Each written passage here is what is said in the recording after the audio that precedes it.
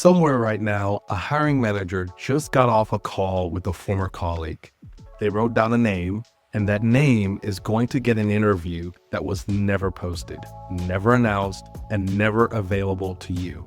This video is all about that call, because here's what I need you to understand. There are jobs you apply to where you were never actually in the running.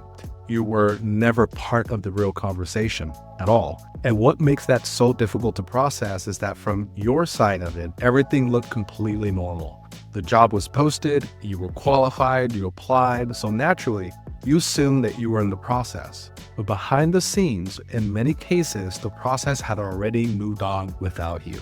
In this video, I'm going to show you exactly why that happens, what's going on inside companies before and after a role ever gets posted, and what you can actually do about it.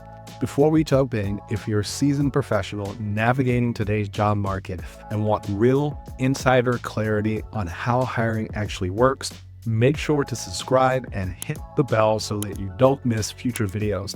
If we haven't met, my name is Chuks Agada. Most people know me as Dr. A. I spent years on the other side of the process as a recruiter and a hiring leader, and I can tell you with certainty that there are dynamics happening behind closed doors that most candidates never see coming. I call it the invisible shortlist. And once you understand how it works, you'll never look at a job posting the same way again. Let's start with something most people don't realize. Most job postings are not the beginning of the search. They're the middle of it, or sometimes even the end.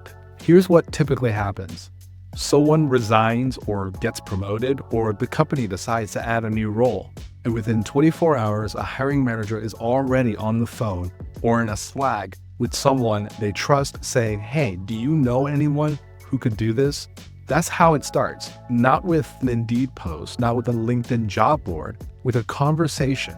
And by the time that role hits the market publicly, there are already 2 or 3 names quietly circulating internally. This is not unusual. This is how hiring actually works, especially at the senior level. Now, here's where it gets interesting and honestly, a little frustrating if you've never heard of this before. Many companies, particularly federal contractors, are required by law to post roles publicly. This falls under something called OFCCP compliance, the Office of Federal Contract Compliance Programs. What that means in practice is even if a hiring manager already has a strong candidate in mind, the company is legally obligated to open up that posting to outside applicants. So the job goes up, it looks like an open opportunity, candidates apply in good faith, and technically it is open, but the internal momentum is already there. I want to be clear. This doesn't mean every posting is pre-decided. It doesn't. But it does mean that if you're applying to a role that closes quickly or moves unusually fast, that's worth paying attention to. Here's something else people on the outside don't fully appreciate. When a role opens up, the team doesn't pause. The work doesn't stop. The hiring manager is now doing their job and trying to fill a gap at the same time. They're stretched. Their team is stretched. And the longer that seat stays empty, the more pressure builds from above. So what do? They default to what's fastest and what feels safest. They reach out to people they've worked with before. They ask their most trusted colleagues for referrals. They might even think back to a candidate who interviewed well 6 months ago but never got the offer. That urgency creates a bias, not always a conscious one, toward people already known, already vetted, already trusted. And that's a hard current to swim against as an outside applicant who's just a resume in a system. Now let's talk about something that doesn't get mentioned enough. Executive influence on the hiring process. I've seen this play out more times than I can count. A VP or a C-suite leader knows someone, maybe a former colleague, maybe someone they've been wanting to bring over for years. And when a role opens up, they see their window. They don't circumvent the process, they work through it. They mention a name to the hiring manager. That name gets added to the slate, and now there's a candidate in the process who has executive sponsorship before the first interview ever happens. Does that person always get the job? No. But do they enter with a significant advantage? Absolutely. And here's the thing, you'll never see that on the job description. There's no checkbox for it, but It's a real dynamic, and pretending it doesn't exist doesn't help you navigate it. So quick question for you. Have you ever applied to a role where you knew you were qualified but never even got a response? Drop a yes in the comments. I want to see how common this really is, because that moment, whenever it hits you, says a lot about how this process actually feels from your side of it.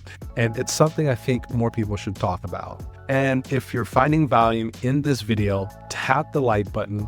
It will reach other professionals who could benefit from this type of content. Here's another one that trips people up.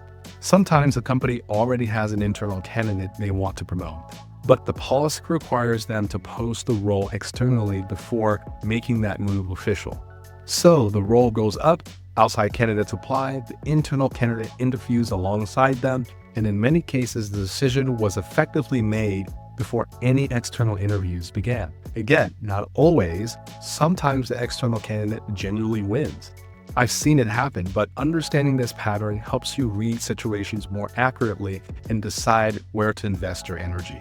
One more layer I want you to understand. Even when a search is genuinely open, no pre-selected candidates, no internal politics, the profile of the ideal hire is often defined in ways that never make it into the posting. A hiring manager might say they want 10 years of experience, but what they actually mean is someone who's worked inside a company of a specific size in a specific industry through a specific kind of organizational challenge. And none of that is written down anywhere. Those unwritten criteria are often shaped by whoever left the role, what they did well, where they fell short, what the team said they needed more of. The posting is a summary. The actual profile is a much more specific picture that lives in the hiring manager's head. So when you see a role you're clearly qualified for on paper and still don't hear back, it's very possible you matched the job description, but not that invisible profile. So what do you actually do with this? I don't share any of this to make you feel like the system is rigged. Though I understand why it can feel that way, I share it because the candidates who get ahead are the ones who understand the system they're actually navigating, not the one they were told about. Here's the shift. Stop competing exclusively at the application stage. Start competing at the relationship stage, before the role even exists. The people on that invisible shortlist didn't apply their way onto it. They got there through conversations, through staying visible with former colleagues, through being credible in their space before any urgency existed. That doesn't mean applying is pointless. It's not. But your job search strategy has to include more than submitting resumes and waiting. You need to be building a presence on LinkedIn, in your industry, so that when a hiring manager starts making calls before a role ever posts, your name has a chance of coming up. Because the best time to get on the shortlist is before there is a shortlist. If this video is hitting home for you and you're realizing that your current approach may not be enough, I've put together resources and guidance to help you navigate this more strategically. You can find that in the description below. And if you want to understand what happens next in the hiring process, watch this next video where I break down how recruiters actually decide who gets to interview.